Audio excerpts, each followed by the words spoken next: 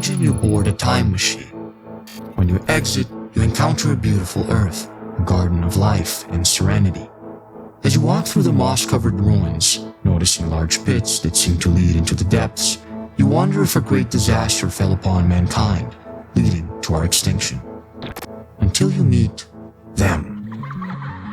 What we call paradise is either a place that humanity once inhabited in a golden age long lost to us, or a realm awaiting those deemed worthy of it in the afterlife. The beautiful thing about paradises is that they are often the product of a divine or otherwise supernatural design, which can compensate for all of the flaws and limitations of mankind and allow for boundless joy without needing to offer an explanation. This, however, does not mean that mankind cannot try to build a paradise for itself. A place where the laws are just and fair and all can live safely and without fear. A place where passions can be pursued and all values exist in harmony. A place where everyone belongs and has a purpose, no matter how different. In the simplest of terms, a utopia is a place where everyone is happy all the time. You see the dilemma, don't you? Have you ever thought, even for 1 second, why you do what you do? Everyone in their place. Everybody happy now.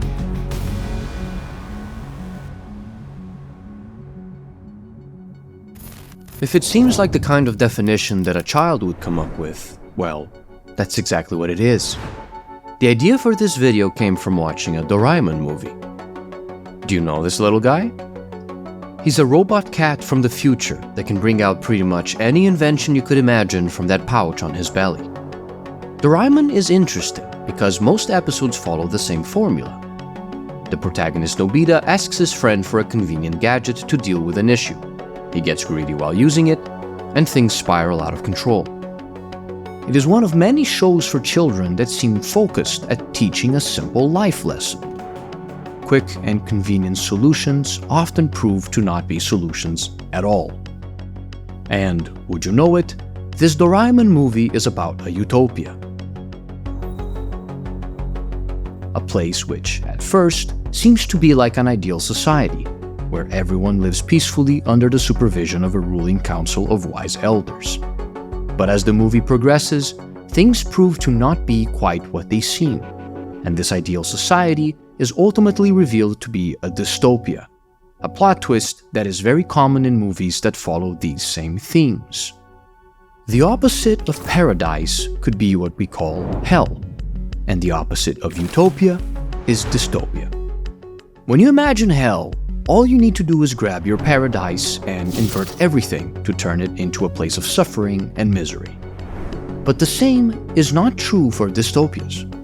In fact, utopias and dystopias are often two sides of the same coin. So, what makes the coin flip? To get the answer to that question, we will try to build our own utopia. They are smaller than you, almost childlike. They approach you without fear, without hesitation. You are quickly welcomed to their village, where you find that these beings, clearly our descendants, live in perfect harmony with the world around them. There is plenty of fruit for them to eat, and they kindly share what they gather. They play music together. They dance and sing all day. They live simple, happy lives, without worry, envy, or pettiness. It feels too good to be true. It is only logical that the first priority of any utopia should be the safety of its citizens. Ideally, the citizens of a perfect city would never have any reason to harm each other, but human beings are not perfect.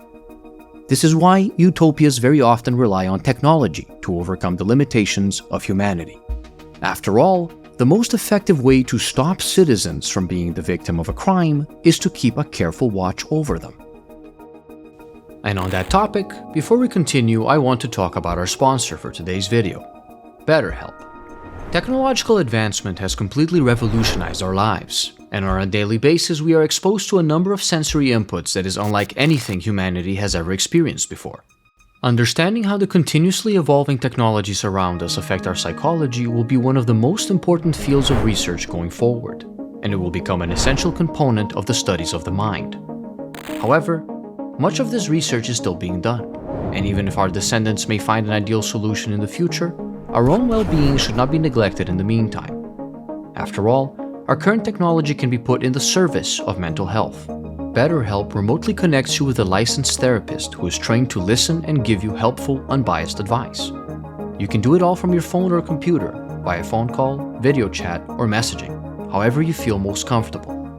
It's the easiest possible way to start talking to a therapist, which can often be difficult to do in person. If you want to give it a try, visit betterhelp.com/Begast or choose Begast during sign-up, and you can get a special discount on your first month. Thank you to BetterHelp for sponsoring this video. Minority Report explores a fascinating question. What if we could predict crime before it happens? Through the use of clairvoyant precogs, the pre-crime department not only prevents crime from occurring in Washington, D.C., but effectively deters murderers by virtue of existing. In theory, this should be a perfect solution. Criminals get punished for their misdeeds and begin rehabilitation without carrying the guilt of their crime, and the innocent don't have to suffer. But if you've watched the movie, you know that this is wishful thinking. The problem here stems from one simple fact. You do not know for certain if someone would actually commit a crime until they do. This only becomes more evident once you flip this approach. Through even harsher and darker ways, the same issue is raised in the anime Psycho-Pass, where the Sybil supercomputer assigns criminal coefficients to the citizens of Japan, effectively predicting their propension for crime and issuing premeditated arrest warrants for those it identifies as dangerous individuals, if not worse. The system goes from focusing on the safety of the innocents to fixating on the potential threat that citizens may pose. Of course, the premise of both of these settings is upset by the possibility of someone gaming the system. But more than that, in trying to ensure the safety of its citizens, the system effectively removes the possibility of them choosing to commit a crime. And there is something fundamentally unfair about sentencing someone for a crime before they freely choose to break the law. We are arresting individuals who have broken no law. Precogs see the future and they're wrong. But it's not the future if you stop. You know your own future.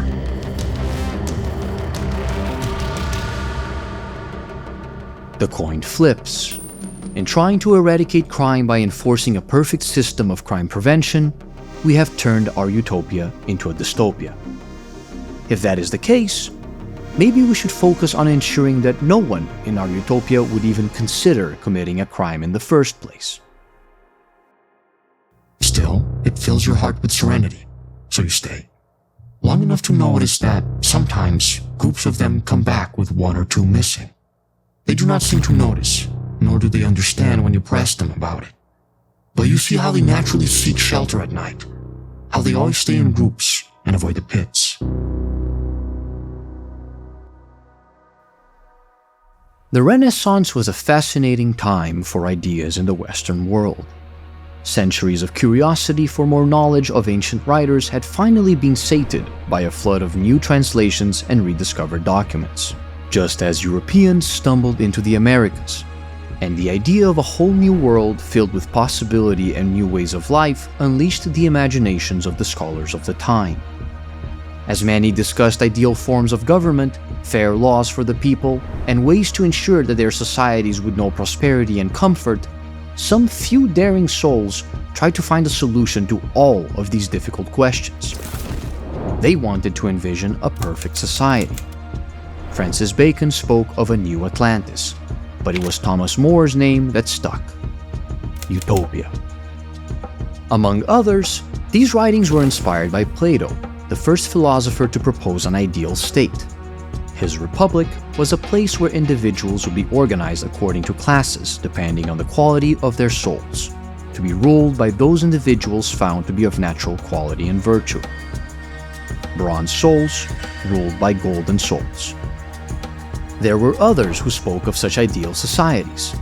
In the Liger, Confucius speaks of the Grand Unity, a golden age domain where a public and common spirit ruled all under the sky. They chose men of talents, virtue, and ability. Their words were sincere, and what they cultivated was harmony. These ancient philosophers seemed to believe that exceptional individuals needed to lead the way for their peers and act as legislators and rulers as they established a utopia. But what would maintain it going forward was the harmony of its system, and this was only possible by determining a right way to live. This means that in utopias, there is a specific way of living and of being with one another that seems to be fundamentally tied to the system of government in these cities and countries, and that way of life is as ideal as they are. This seems like a perfect solution. Choose the most enlightened among us to write our laws and govern us. Build a system that will educate your citizens on morality, civic duty, and virtue early on, and your society will blossom as individuals grow up prioritizing the community and the well-being of their peers over their own selfish interests. This removes the necessity of policing, because none will even consider such behaviors in the first place. As it was in the times of the Great Unity, Utopia will leave its doors open, because it has no reason to fear wrongdoing from its exemplary citizens. But if we leave the doors open, what happens when an outsider enters our perfect society?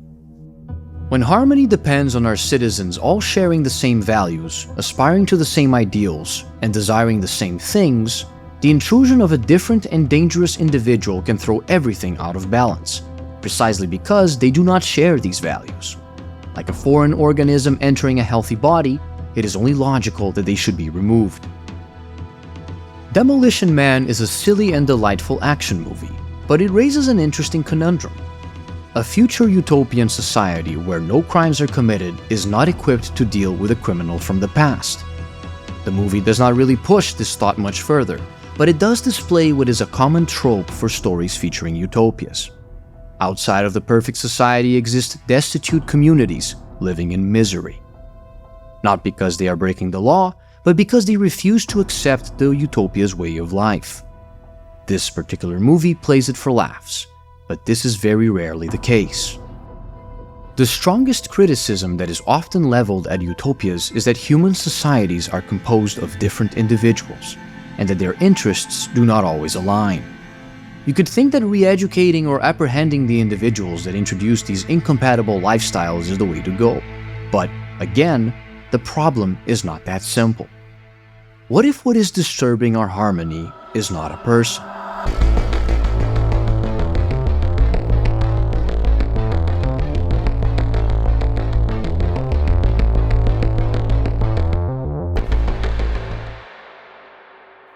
In Fahrenheit 451, books have been banned in the USA, and firemen no longer put out fires. Instead, they are charged with burning any books that remain. Every citizen is raised believing in the dangerous consequences of literature, and the fireman protagonist has never once doubted this because everyone around him firmly shares his worldview. But as he continually encounters individuals that do not agree with this ideal, his heart begins to no doubt. And even once these individuals are removed from the equation, his beliefs in the ideals of his society have already been affected. Before long, he begins to value the books he has spent the better part of his life burning, and becomes the very kind of person that once caused him to change. Have you ever thought, even for 1 second, why you do what you do? You should try reading before burning. A lifetime of indoctrination can easily be compromised by one simple suggestion or thought, and these can freely occur at any moment, unprompted. And once they do, well, ideas are infectious, and all the more attractive because some of us cannot help but be especially interested by what is different from what we know. The coin flips again. In censoring our society's way of thinking and imposing increasingly rigid limitations on what are acceptable ways to live, we have yet again turned our utopia into a dystopia. If supervision leads to oppression and harmony leads to tyranny, perhaps our utopia needs to tackle the problem at an even more fundamental level. Perhaps what we need is to consider human nature.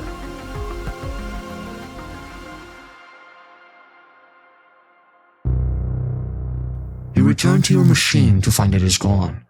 Tracks lead to one of the pits. A knot forms in your stomach as you begin to descend, and longer, darker shadows are drawn in the light of your torch. You knew that what you saw was too good to be true. It always is.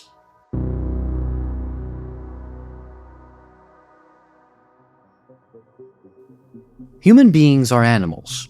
We may be rational beings, but we are still influenced by animal impulses, instincts, and biases that are drilled into our very genetics. The laws that we impose on ourselves and the ways of life that we adopt are a means to regulate the influence that our more animalistic side can have on our decision-making. Still, even if human beings are all different, deep down, we are all the same species. That means that science and technology should allow us to improve our lives beyond the limited conditions of animals. Glasses, wheelchairs, insulin pumps, and hearing aids are all examples of technology designed to improve the quality of life of human beings. But beyond these more practical applications, technology has opened the way for the pointed scientific analysis of the human body. We have learned that through various kinds of treatments, drugs, and other artificial interference, we can reduce the effects that biochemistry and genetic predispositions have on us. Or even better, we can change them to favor us. The more we come to understand, the better we can help those in need. We could even learn to identify these things early, so people would not have to suffer from them. But if we learn to perfectly identify the telling signs of these conditions, is it not our obligation to try and stop them? Why not fix them before they even happen? The movie Gattaca presents a future where valids, individuals designed in laboratories to have ideal genetic traits, are in competition with invalids, who are born and are therefore subject to the lottery that is genetics. Valids are afforded the best opportunities, and invalids are marginalized. Of course, the story is about an invalid who refuses to accept his lot in life and conspires with a disillusioned valid in order to cheat the system. But this is no different from the issue we raised previously. In telling people what are the acceptable ways to live, we instill in some of them the desire to go against the grain, even if this is not in their best interest. If our utopia is to achieve harmony, we must erase these ambitions from our citizenry. They must understand and embrace their role within our society as completely as they do their own identities.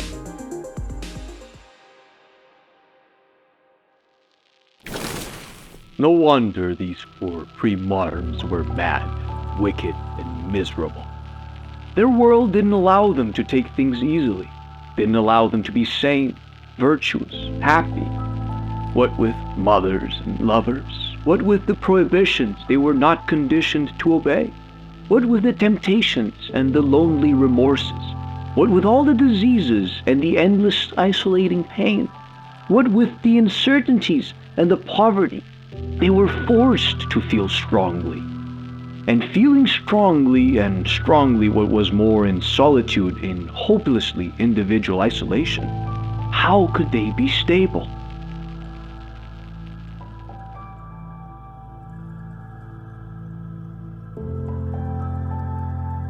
From a certain point of view, Brave New World presents a utopian society. No one needs to suffer or struggle with their place in the world, because everyone is born with a predisposition to be content with their purpose. Everyone belongs to everyone, and no individual attachment or selfishness is accepted. In their own words, everybody's happy now. In the world-state city of London, factories work tirelessly to produce citizens. They are born out of clone batches harvested from one single fertilized egg, which are then subjected to a variety of physical and chemical treatments to affect their development. The children born from these processes are then raised in laboratories, where they are primed. Through audiovisual cues and electric shocks, they are traumatized. Through hypnopedia, they are doused in subliminal messaging while they sleep. Through indoctrination, they are educated to understand and love their place in society. These children grow into adults, separated into classes designed for the various tasks required to keep their society functional. Alpha to Epsilon, scientist to lift operator. Genetically favored, hyper-educated golden children served by hosts of stunted, sabotaged bronze souls. And not one of these individuals is interested in deviating from what they were designed to do. What their priming fails to instill, societal pressure covers. And when in doubt, the consumption of the drug soma can easily erase any negative thought or emotion. Everyone in their place. Everybody happy now. The terrifying thing about eugenics as a concept is that it is a one-way road. There is no turning back from the meddling with human genetics and the selection of supposedly favorable traits. And ultimately, genetic manipulation is the assassination of freedom. You prevent someone from even the possibility of wishing otherwise for themselves. Human nature still clings strongly to freedom, and as mercurial a substance as it is, we at least know when it is being taken from us. It's what opposes us so strongly to the words of those who claim to know better, who tell us that everything that is being done is for the sake of our safety, of our comfort, of our happiness, that the ideal society lies just ahead, and we merely need to trust in their words and do what they say. But we know the true meaning of utopia. The word that Moore coined means no place, because he knew that it can ever only exist in our imagination. If it sounds too good to be true, it probably is. History has shown us that all tyrannies are born from the promises of a place where everyone is happy all the time. They conveniently avoid saying just who is part of the everyone and who is left by the wayside until it's too late. Human beings need stings of fear, discomfort, and sadness in our souls. It's what keeps us awake when our freedom is being stolen. And staying free is what keeps us human. As you reach the bottom, you find others there. They are gaunt figures, twisted beyond recognition. They have retained the intellect that the surface dwellers have lost, and you discover, to your horror, that these beings are also descended from mankind. And it all clicks into place. Those who live above them are not an ideal humanity returned to a state of nature, living in utopian bliss. They are cattle.